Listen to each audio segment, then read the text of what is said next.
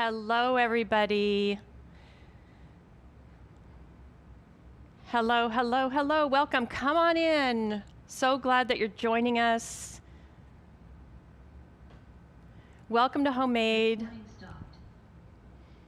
My name is Chef Diana, and today we're making Cook Once, Eat Twice braised pork.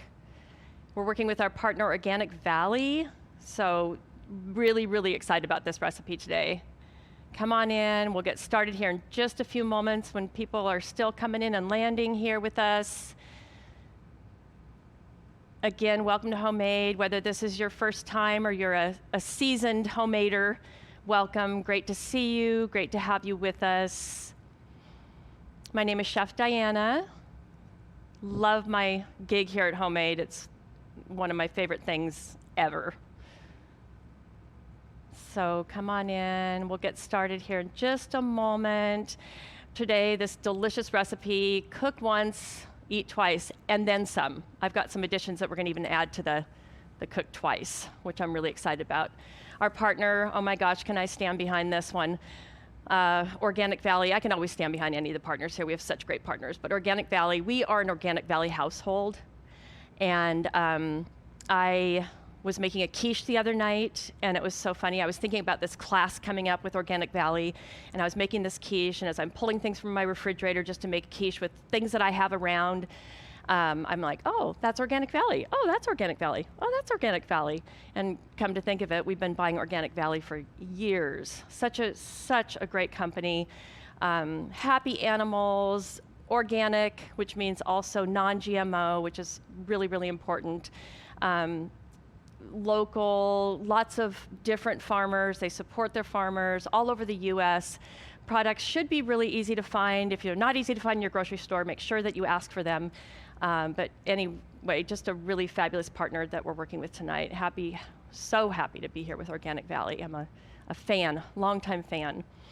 So the recipe tonight, and I'm here working with our culinary director here, Meg, and our fantastic camera crewman, John.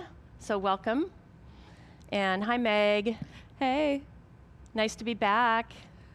I love doing class with you. I love tacos and pasta and dairy products. Who doesn't? Specifically sour cream. I could eat sour cream on anything. I know, we were talking about that earlier. I know, the sour cream it's so creamy, and it's got that nice, like, sweet, tangy kind of thing going on all at the same time.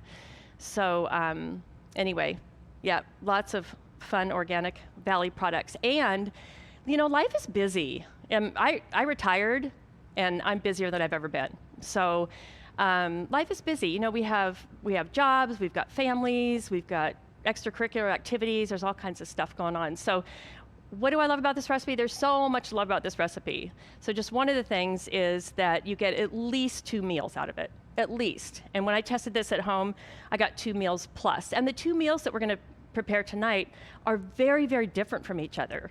So that's really fun. And so it might just open up the door when we do this tonight. You might see, oh my gosh, well, you could take that pork and do this with it or that with it. There's so many other options. So we're just gonna show you 2. And then we'd love to hear from you about other ones that might appeal to you or be able to use from your refrigerator at home. So the things that you have around. So that's one of the things I love. It's easy, but again, life is busy. So how nice is it that you have an easy recipe and you can make 2 completely different meals and then some out of it. And just, it doesn't take that much time to put it together. Most of the work is done in the oven, so I love that.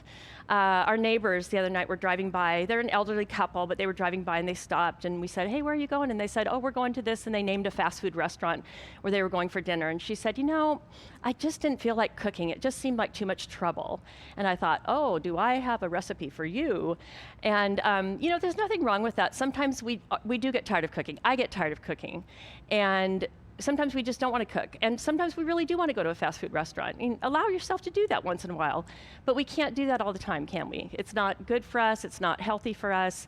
It should be one of those sort of exceptional circumstances. So I love that about this recipe, that it's so versatile, it's easy, and you have all these, you get different meals out of it. So we're gonna go ahead and get started. What I'm gonna do is I'm gonna talk to you about how we sear the pork, what kind of pork we're using tonight. We're using a pork shoulder tonight, so we're using a tougher cut. Tough doesn't mean bad or inferior. It is budget friendly because we're using the shoulder. The shoulder if you think about tougher cuts of meat that need a braise or a long cooking time, you're looking for a cut that gets a lot of exercise. So if you think about the animal, the pig, for instance, for tonight, it's using its legs a lot. So it's building up a lot of muscle and connective tissue that we need to use a slow, low cooking process with some liquid and flavorings in order to break down that connective tissue and make it really moist and juicy and tender. Okay, this is not a recipe that you would want to use a pork loin or a pork tenderloin for. Those are leaner cuts of meat that they sit in the center of the animal and they don't get a lot of exercise unless, I don't know how many times you've seen a pig doing push-ups or sit-ups, but typically, I never have actually. And so you want to use the cuts of meat that, for this recipe, the braising, that get a lot of exercise. So the pork butt, which actually comes from the front leg, or the actual leg, the hind leg, or something, some of those tougher cuts of meat is what you want to use for the braise. Okay, so we're using the pork shoulder, and I've cut it up into 2-inch pieces, so pretty good size. You can modify the size of the cut on the pork, but just know that if you cut them bigger, this is a good 2-inch size, right? 2 to 3 inches. Just know that the bigger you cut it, the longer it's going to take to cook, right? Which isn't necessarily a bad thing because it's all done in the oven as long as you have the time. If you cut a little bit smaller, you're not going to want to increase the heat, or you're just going to cut down on the cooking time. It's going to be finished a lot quicker if the pieces are a little bit smaller. Okay, I feel that when you cut them a little bit bigger, you have a little more, it retains a little bit more of the moisture. So we're using a Dutch oven tonight, and I have that on the heat. You always want to heat up a pan before you put the oil into the pan. And the reason for that is that pans actually have pores like our skin. You know, our skin has pores. So for instance, when we get hot and we sweat, our pores are opening up and they're releasing moisture. So your pans, no matter if you're using a cast iron enamel coated or a stainless steel or whatever you're using, our pans actually have pores in them. So when we put the pan on the heat, the pores in the pan open up, and then we put our oil in, and the oil seeps down into those pores in the pan, creating a really nice surface where we won't get much stickage. So if you've put cold oil into a cold pan before and put your meat product in there, you might have noticed, or it may have happened, that you get the meat sticking to the bottom of the pan. So to avoid that and get good caramelization, which is what we're looking for here, we want that nice caramelization of the sugars. The meat, the pork actually has sugars in it. We want to get good caramelization. And so one of the steps we can do to make sure we get good caramelization is to heat the pan up, put the oil in the pan, and then put the pork in, and we'll get a good seal on there. So there's one of my tips for the evening, okay? So make sure the pan is warm. I have some olive oil. You could use any oil, neutral oil. We'll use a little bit for now, and we can add more as we need it, if we need it. And how can you tell if your oil is hot enough for the product to go in there? Typically, you'll see the oil start to thin a little bit. It kind of starts getting a little bit wavy. If it's smoking, you probably want to remove it from the heat. We don't want the oil to smoke. That's starting to break down the good qualities of that oil. So we do want it to get sort of thin and a little wavy. And if we start to see some smoke, then we can add the meat product right away, and that'll help cool the pan down. I kept the pork in the refrigerator until just before class started, obviously for safety reasons. We want to make sure that our raw meat products are kept cold, and we work with them safely throughout the cooking process. Okay, I'm going to put a little bit of salt and pepper on the pork before I sear it. I'm going to go easy on the salt, and I'll talk to you a little bit about that later, why. We're going to be using some salty ingredients for our extra dishes that we get out of this recipe, and we're going to have some broth that's going to have some seasoning in it. And so we're going to just add a little bit to start with, and we can always add more later on. Okay, we want to make sure that when we start to put the pork into the pan that we get a good sizzle. We're good to go. So I'm going to go ahead and add these to the pan. but I'm not going to have them touch. They can be really, really, really close together, but they should not touch. If they touch, they're gonna start to just kind of sweat and release moisture. If I leave just a little bit of space in between them, that should help with the caramelization process, okay? And you may need to do it in batches depending on the size of your pan, and we will be doing this in batches tonight. I'm gonna go ahead and turn that down a little bit. I've got really nice heat going, and we'll just adjust the heat as needed, so I'll turn it down just a little bit. We don't wanna burn it, we don't want black, we want really nice golden brown, okay? So we're gonna let that caramelize. We're not gonna mess with them, play around with them, move them around. We're just gonna leave it, okay? So if we start messing with it, it may stick to the bottom of the pan. We may try to turn it, and some of the meat is gonna be stuck to the bottom of the pan.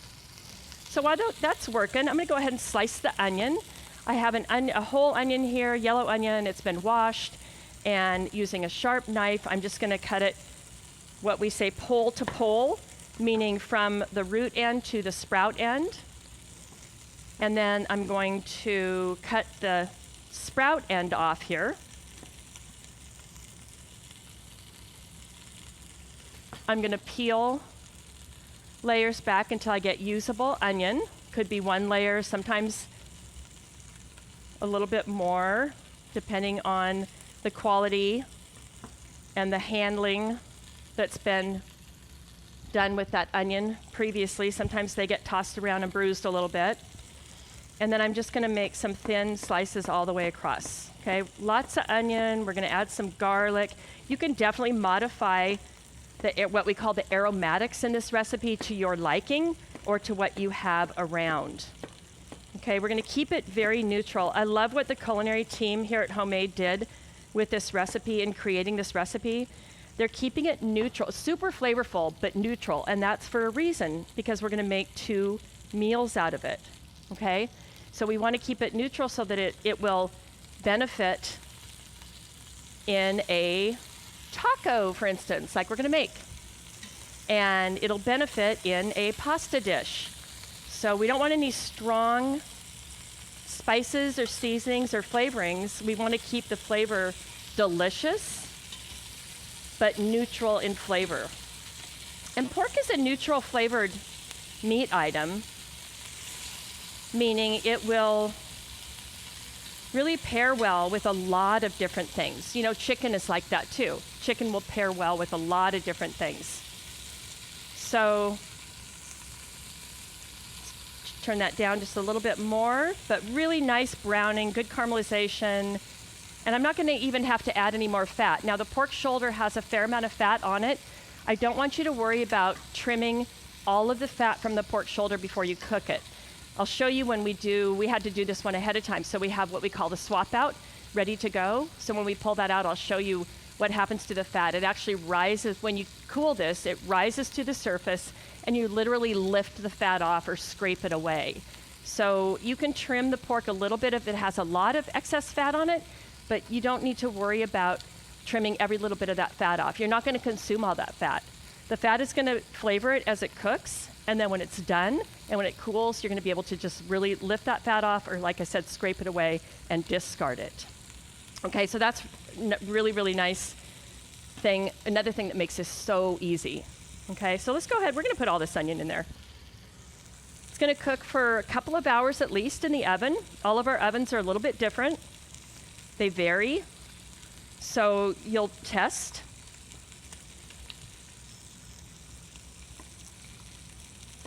For doneness, and I'll show you how to do that a little bit later on.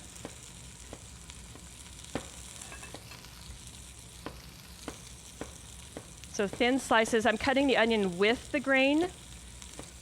So you know how onions have the lines that run through them? We call that with the grain or against the grain.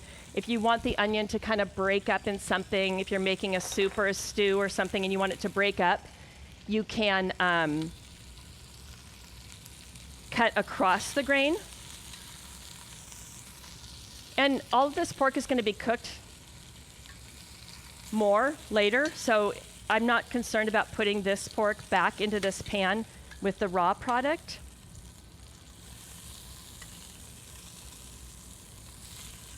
We're going to cook these last 3 pieces here, get some nice caramelization on there. Something's beeping at me. Is it the stove, maybe? Sometimes the stove doesn't like certain things in certain places, but we should be good to go here. Okay, so pasta water's on. That's for later, but that's going to take a little bit. So I'm going to turn that up in just a moment. That's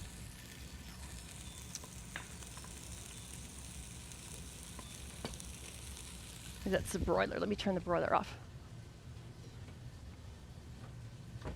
Okay, so 6 garlic cloves. I'm going to mince those. I'm not going to do the addition of salt. Sometimes we make a garlic paste here in class. I'm not going to do the addition of the salt yet because I want to just season lightly as I go.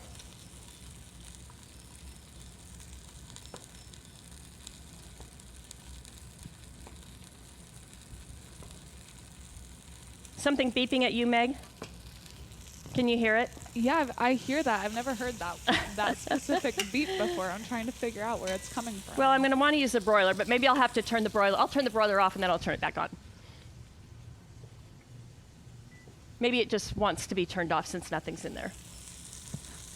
That's not the culprit.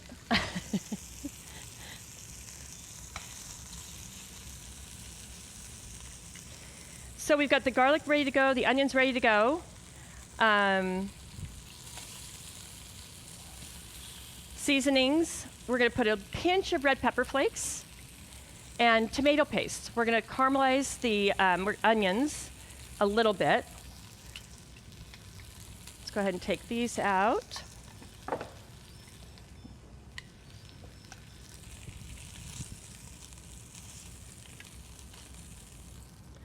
And I'm going to put the onions in. I might add a little bit more oil.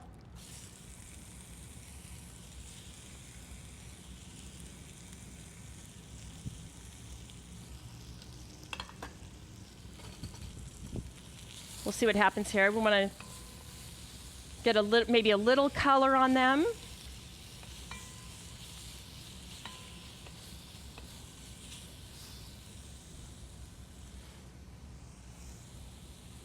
A little more oil. We'll sweat these. So what's happening with the onions is they're releasing liquid. And what I'm doing is I'm scraping up the wonderful little brown bits. Thank you. Was that it, do you think?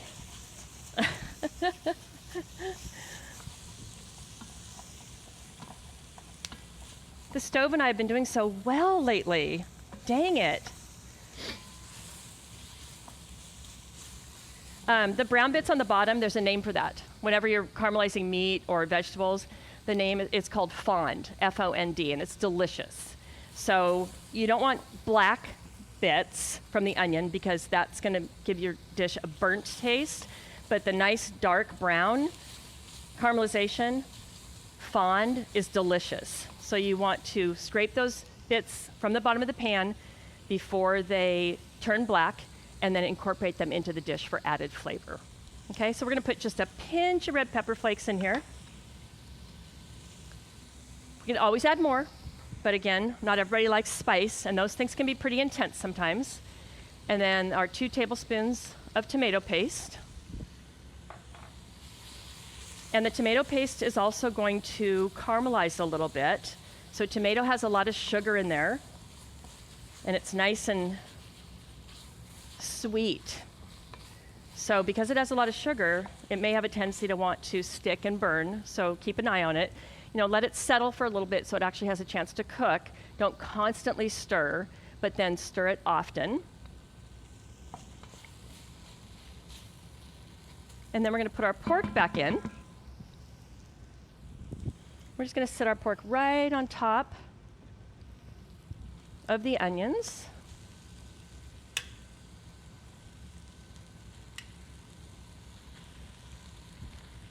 This pork also will keep, once it's cooked, chilled properly and kept in the refrigerator. for close to a week if you keep it chilled that whole time and covered properly, which is really nice because it's got that layer of fat, which you'll see in just a minute, that is going to protect it. Fat is a preservative, so it helps preserve things. So the layer of fat that chills on top of it will actually keep that dish fresh longer in the refrigerator. So that's kind of a nice thing about this too.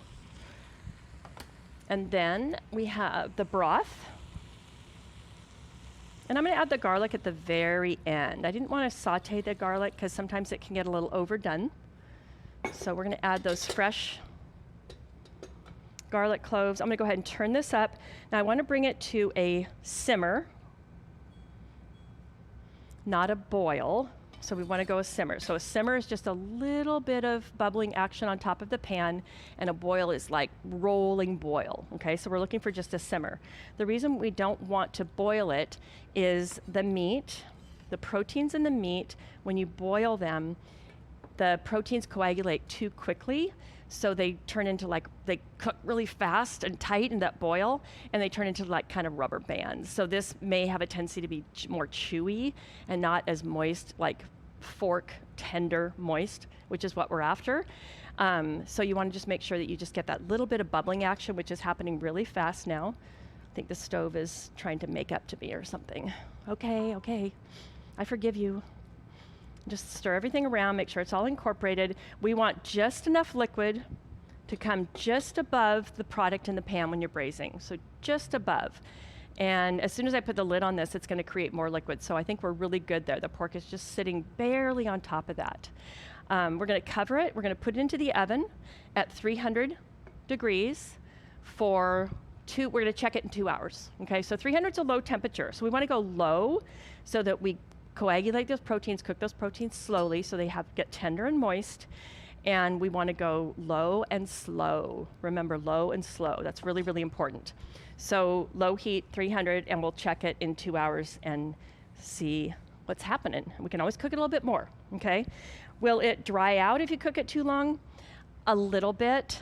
It's not too much of a concern. You don't have to be fearful like you're cooking a steak medium rare or something like that. It can go a little bit longer, but you do definitely want to, we want to cool it in the liquid as well. So if you think about it sitting in the liquid, it's actually going to probably cook a little bit more when it's sitting in that hot liquid, okay? So we're going to go ahead and we got that little bubbling action on top, and we'll cover it. I'm going to get my pasta water going because I'm going to drop that in a moment. And then we're going to put this into the oven. This is really heavy. They're beautiful, beautiful pans, but they're really, really heavy. So we're going to put that into the oven.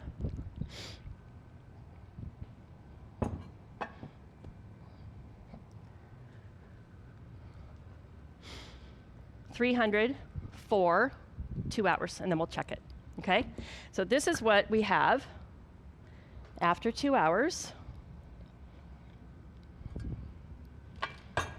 And this is cooled. So this is in the oven for 2 hours, and then it's cooled. So I want to just show it to you cold for a couple of reasons. So first of all, I've been talking about this wonderful fat on top. So this is in the refrigerator, and then you take the lid off and put it in a little bit of ice water, like an ice water bath, just to cover, like in a sink or something, or a bigger bowl, and then just let it cool a little bit, and then into the refrigerator. Don't ever cover anything tightly until it's cool, okay? That's really important. So for food safety reasons. But then you can cover it after it's cool. Look at this layer of fat on top and the gelatinous stock. So the meat has this wonderful gelatin in it, and when we cook it slowly, that comes out. I'm moving you. That comes out of the meat, and then it creates this, so our liquid becomes kind of gelatinous, and that's good. That's flavor. That's delicious. It's going to add some consistency and some texture to our sauces or whatever we're going to make. Okay, so and then you can just take this fat off. You can literally lift it off and discard it, or you can scrape it off with a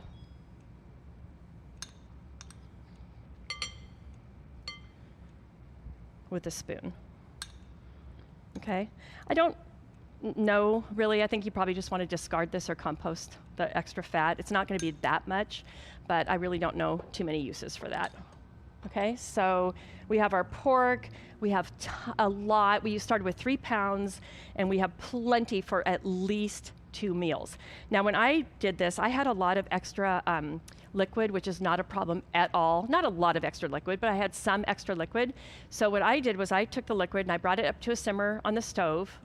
After I made my 2 dishes, I made the tacos that we're gonna make and I made the pasta that we're gonna make, and then I had a little bit of extra. I simmered it on the stove, I cooled it, I poured it into containers, and then I froze it.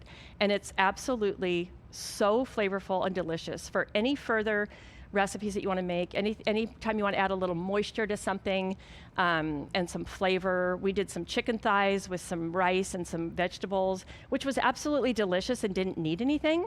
But I had a little bit of this liquid left over from this pork dish, and I just put a little tiny bit of that over these chicken thighs and rice and vegetables, and it just like added this little extra like totally luxurious bonus to that dish. So if you have any leftover, freeze it. I put it in some jars and put it in the freezer. Soups, sauces, you know, for later on. Absolutely delicious. So there's the pork, and then you would shred it. It's easier to shred when it's a little bit warm. So when it cools enough so that you can pick up the meat, just go ahead and shred it, or take 2 forks. If you don't like to touch your food that much, you can take 2 forks and use the 2-fork method for shredding, and then you end up with lovely shredded pork product. Okay? I'm gonna do the tacos first, but I do wanna drop the pasta now that we have our water boiling. And I have added salt to the water already. When you boil pasta, you always want to add salt. Not a lot, but the salt is actually gonna flavor the pasta a little bit. So the salt isn't really for any other reason than that, except that it'll add a little bit of flavor. Plus, we're gonna use a little bit of the pasta water after the pasta's cooked for our pasta dish tonight. So it's kind of a nice use of that, okay? So in goes the pasta, and we'll give that about 8 minutes to cook while we assemble the tacos. I'm gonna put a little bit of this pork, enough for, I think we're gonna make 3 tacos tonight. So we're gonna put that under the broiler.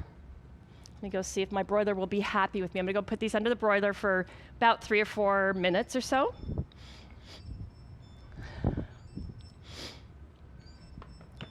It's the timer.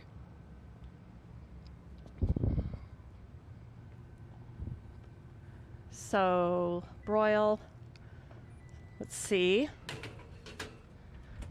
And then we have some tortillas, corn. You could use flour if you wanted.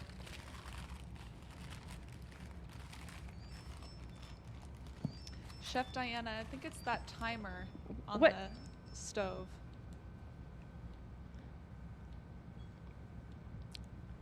Well, I didn't set the timer. Okay, thank you. Anything else in the chat?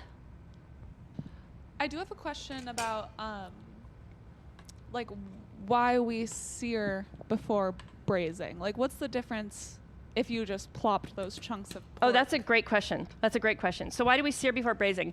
So we want to get that flavor, first of all, so the caramelization on the pork, so the flavor is really important. And then it also kind of seals in the moisture in the meat. It just adds a ton of flavor by searing it ahead of time. So good question. And what's the difference between braising and stewing? So braising usually has less liquid, and stewing has more liquid. So if you're stewing something, the item is usually completely submerged and in that liquid. But same temperature, same low and slow. That's really important. Good question. Anything else? I think that's it for now. Okay. Okay, so we've got the carnitas going, and so the pork with a little bit of broiling on top to crisp it up just a tiny bit. That's optional.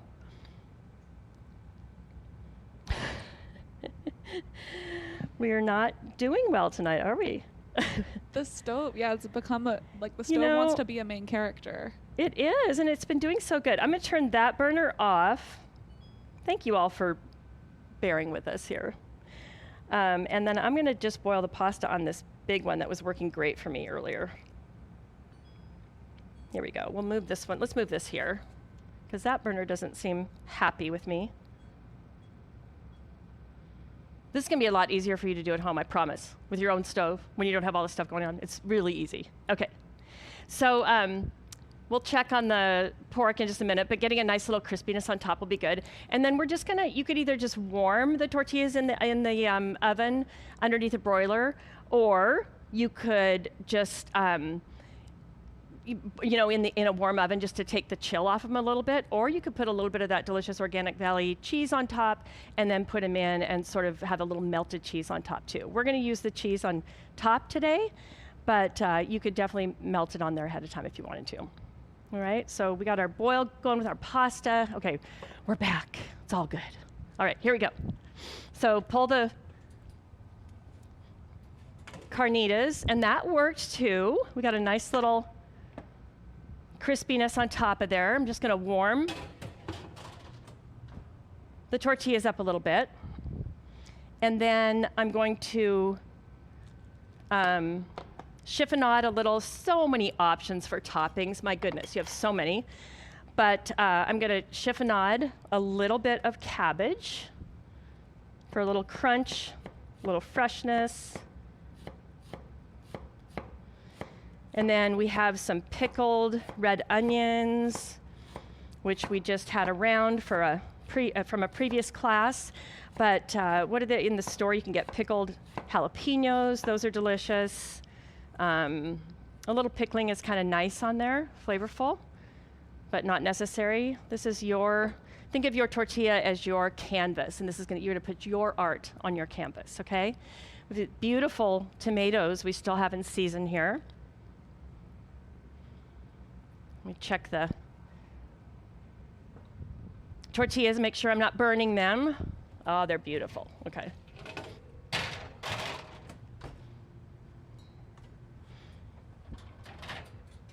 We'll hold those on the warm pan just for a moment while we get everything else ready to go. So we have these gorgeous little tomatoes.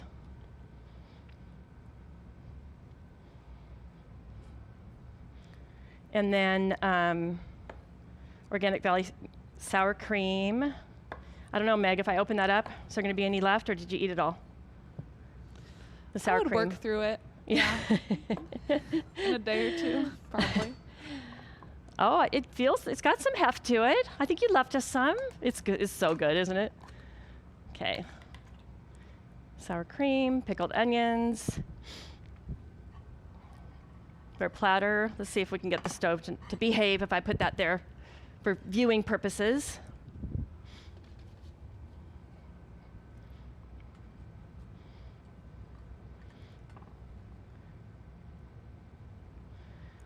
Nice and warm. They have a little crispiness on top, which is perfect. And then our crispy, that's a little warm still.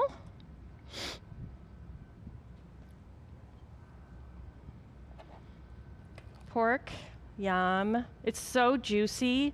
Can you see the juices running off of that? It's so juicy and moist.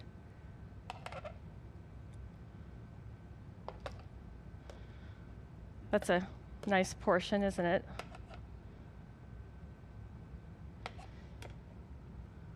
And then think about building and color and all of that. So let's go ahead and put the crunchy cabbage next. And then these beautiful tomatoes. We're almost done here with tomato season, I'm afraid. It's the end for us here in the Pacific Northwest. I noticed that with the stone fruits too. I think they're just about done. I think summer's over, it's fall. It's really fall, isn't it? It all happens so fast. It happens so fast. And then pickled onions. And let's put a little dollop of that delicious sour cream on top. Oh, it's so creamy.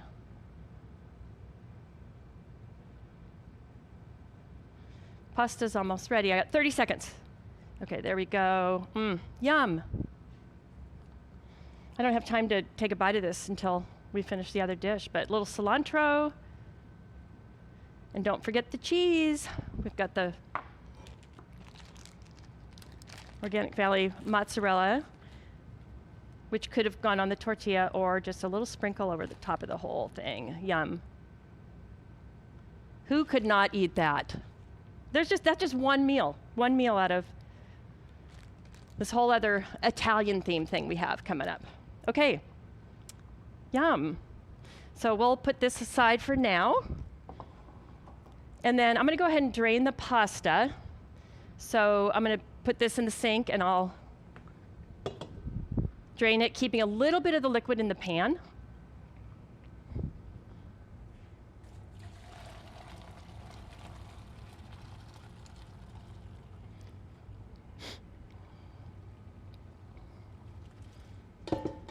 And that liquid's gonna act as our sauce, okay? So we're just gonna let the rest of it sort of drain in there. It's gonna help with our sauce.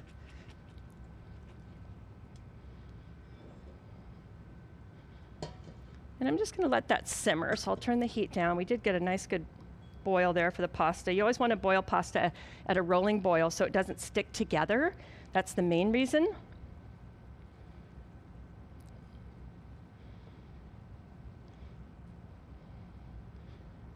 Oh, there's that timer.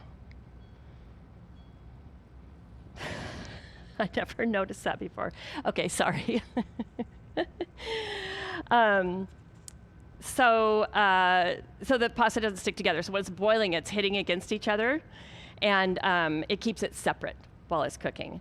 And then all we're gonna do with this, you could add anything you want. When I made this at home, I had artichoke hearts in the frozen artichoke hearts. I had some frozen peas. I had some other things in my fridge, and I wanted to cleaning out the fridge. So I just used it some different things. But this is delicious and super simple the way we're doing it tonight.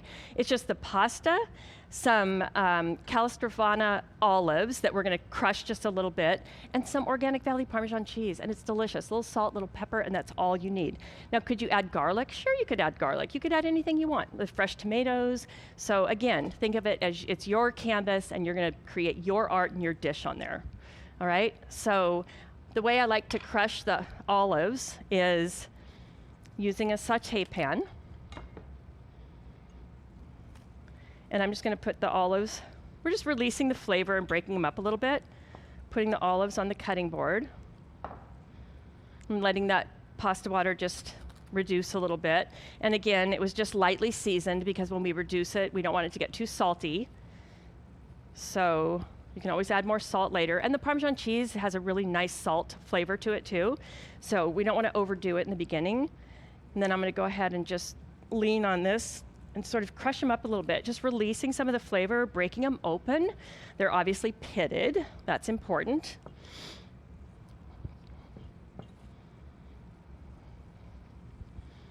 Okay, and then we're gonna go ahead and add our pasta back into the pan and not let it sit in there too long. And we're gonna add the olives and just heat them up.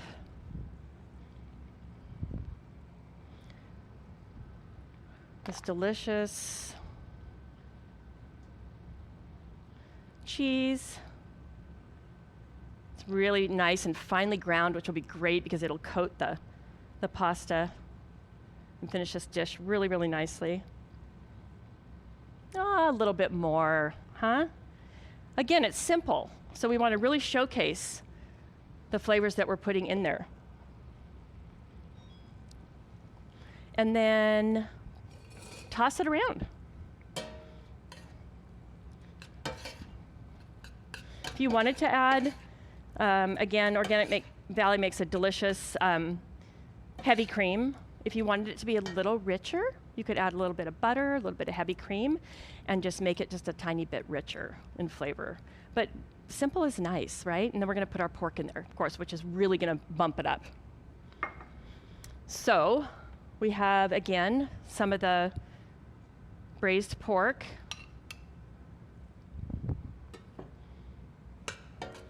And we just want to warm it. It's completely cooked. We don't need to cook it anymore. Just want to warm it up. And we have our warm pasta bowl.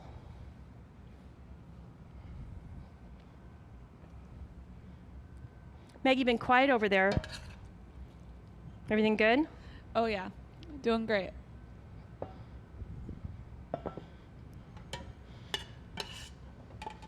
And then we'll put the pasta into a serving bowl.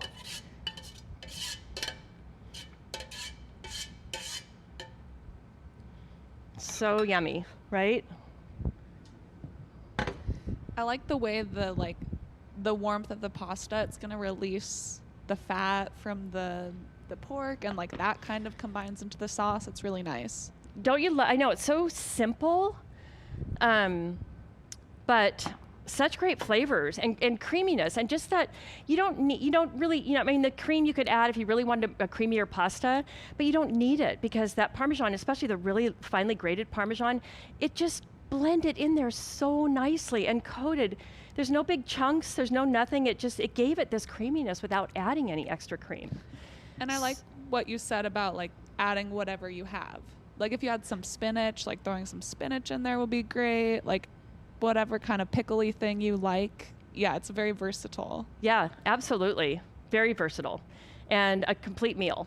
And look, I have that, and we did the recipe as it's written with 3 pounds of pork, and there's a lot. I did this, 2 complete meals, and there's more, okay? So I loved it. And then you get that delicious broth as well.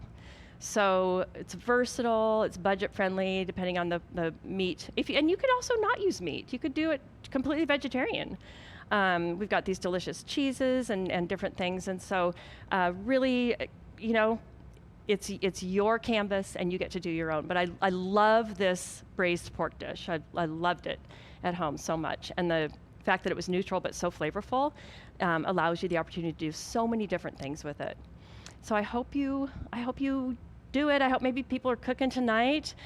These tacos are going to be really messy. So I think I'll start with the pasta. Does anybody have any other questions? No, but we have some feedback just that people really enjoyed these recipes and like how they work together. And it's like easy, but they're totally different. So it's like you're eating leftovers, but you're not eating the same thing for days. I know you love leftovers. Everybody, if you've been to my classes before, everybody knows how much I love leftovers. I love leftovers. It's like, to me, and I've said this before, but in the freezer, it's like money in the bank to me. I love it. Good, healthy, good quality leftovers. I love it. So that's what I love about this. But even if you're not a leftover person, and I think Meg just said this, but in a different way, I'm going to say it. Even if you're not a leftover person, you love this because you have 2 completely different meals. And you could do a third something with the leftover pork if you have extra. I mean, depending on the size of your family, you might eat the whole 3 pounds in 2 different dishes, but you may have extra depending on the size of your family. So you have maybe another meal. So it's not really leftovers, right? If you're using that base, the braised pork. Okay. I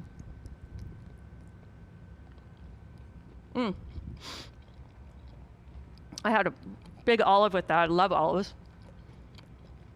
So good. Pork is super moist. Love it. Okay, I'm going for it. Maybe I should, well, I'll tell you the next class after I take my bite here. Oh, I love this. Big bite of sour cream.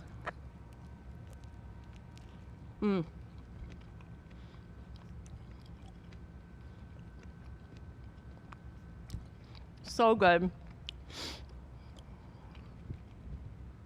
Completely different. I can't get over it. Completely different recipes using the same delicious pork. Thank you so much, Organic Valley, for these, for the products and supporting your farmers and just allowing us to use those products and create these beautiful, beautiful dishes. So love that. Our next class is the 7th, Tres Leches cake with strawberry compote. That sounds absolutely delicious. And organicvalley.coop, check it out. You'll see all the little happy animals running around and learn more about the company if you don't know already. Fabulous. And we'll see you next time. Eat well, be well. Thank you. Bye.